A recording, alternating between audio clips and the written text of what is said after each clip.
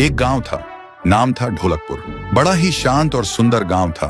लोग हमेशा खुशी से झूमते थे क्योंकि उस गांव में रहता था महाराज रायस्टार, जो अपने गांव के लिए एक शेर था जो कभी अपने लोगों के साथ गलत होने नहीं देता था। लेकिन उस गांव में छुपा था एक डरावना राज। एक आग पकड़ लेता है और आखिर में मुक्ति मिलती ठुन ठुन ठुन साहुर को।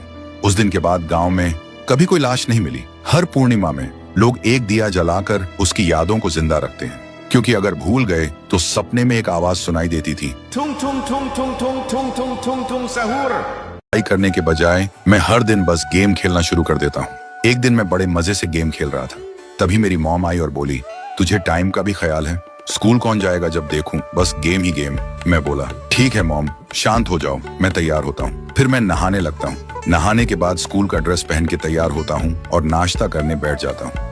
मम्मी गरम गरम खाना परोसती है, मैं मजे से खाता हूँ। खाना खाने के बाद मैं और मम्मी कार में बैठकर स्कूल के लिए निकल जाते हैं। स्कूल पहुंचते ही मम्मी बोलती हैं, अच्छे से पढ़ाई करना बेटा और गेम का सपना मत देखना। इस उम्र में लड़का लड़की का सपना देखते हैं और तू है कि गेम का सपना देखता है। मैं हाँ में हाँ मिलाता हूँ और मम्मी ताना सुना के चली जाती है। तभी मेरा एक्स आता है और बोलता है, यहाँ क्या कर रहा जाने मन, आजा क्लासरूम में।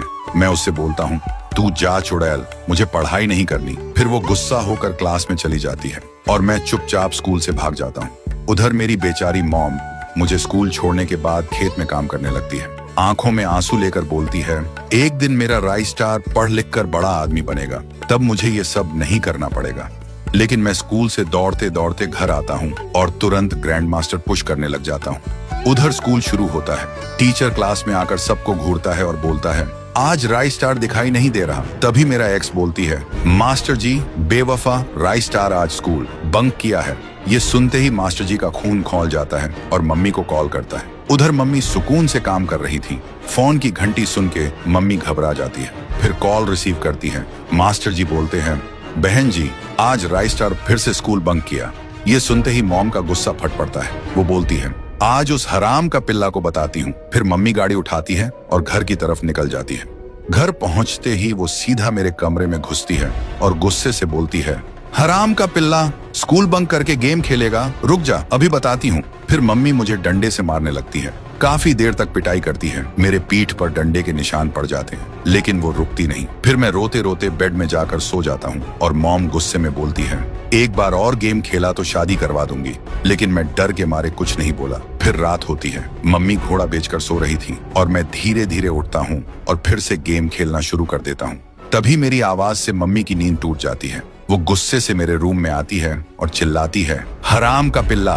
तभी मेरा गुस्सा फट पड़ता है। मैं लाल हो जाता हूँ और रूम के कोने से डंडा उठाता हूँ। फिर मम्मी के सिर पर वार करता हूँ। मम्मी धड़ाम से नीचे गिर जाती है और मैं बेशर्म की तरह हंसता रहता हूँ और मैं फिर से गेम खेलने लगता हूँ। गेम खेलते खेलते कब रात से सुबह हो गई मुझे पता ही नहीं चला। सुबह मुझे जोर से भूख लगती है। मैं नीचे जाता हूँ और बोलता हूँ, मम्मी भूख लगी है। लेकिन देखता हूँ मम्मी वहाँ नहीं है।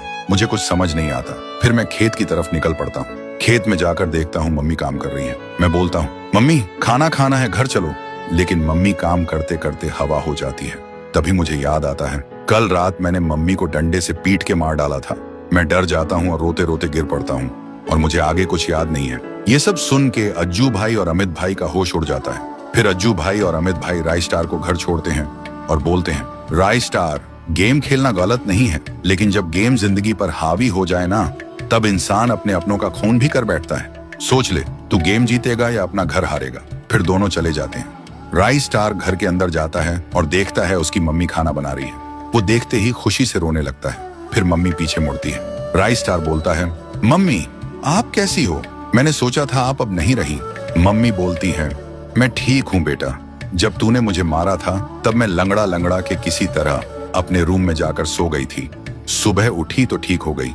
रायस्टार बोलता है, सॉरी मम्मी, आपसे ऐसा कभी नहीं होगा, मुझे माफ कर दो, अब से हर बात मानूंगा। मम्मी रोते हुए बोलती है, आई लव यू बेटा। रायस्टार भी रोते हुए बोलता है, I love you too mummy.